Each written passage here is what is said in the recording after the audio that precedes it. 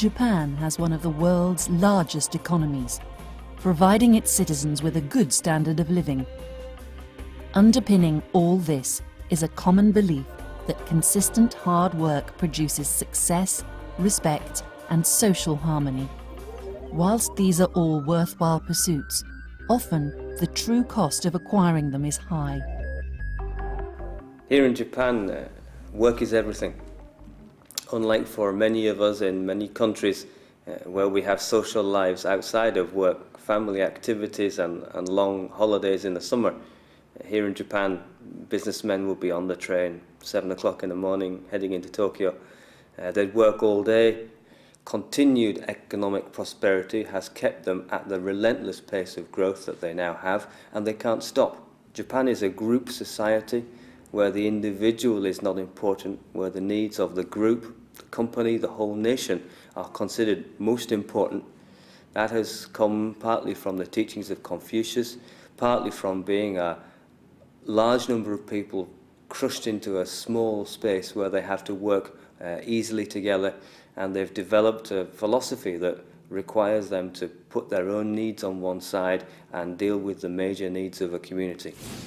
I'm working in Tokyo, and I'm working for 16 hours in a day, 8 hours in a week. I leave the home at 7 o'clock and leave the office 10 o'clock. If I didn't do all the work of the day, I will do more in another day. And many of my colleagues works on Saturday and Sunday.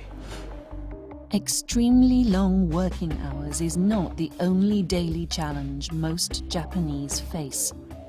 Even simple communication at work or in the home can be complicated and exhausting. All Japanese have two faces, a public face and a very private face.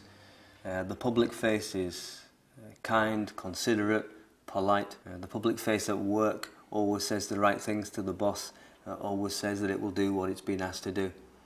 The inner self is private, lonely, isolated. There's very few cultural contexts where a person can be open and say what they really feel. They are always guarded about what they say and how they say it. Even within marriage, husbands and wife would guard open disclosure from each other and still second guess how each other's feeling. The combination of long working hours and the inability to be open and honest puts immense pressure on Japanese families. Most of fathers are not really involved in parentings, and their children maybe feels very lonely just being with their mothers only. Japanese family life is lived separately. The husband's social life happens at work and after work in drinking bars. The wife's social life happens centered around the children and education. The husband and wife have very little time to relate with each other, and often you find divorces happening after the husband is retired because they can't live easily together in a small house. Japanese find many different ways to cope with such a stressed lifestyle. Sex outside of marriage is common. Convenience stores sell magazines with contact details and pictures of women for cheap sex. Men, after their work, rather than going home to their families, will go to drinking bars with their work colleagues and drink. Alcohol is consumed in huge amounts both after work and in the home. Japanese women would go out shopping, spending money to try and fill the emptiness in their hearts because their husband's never around.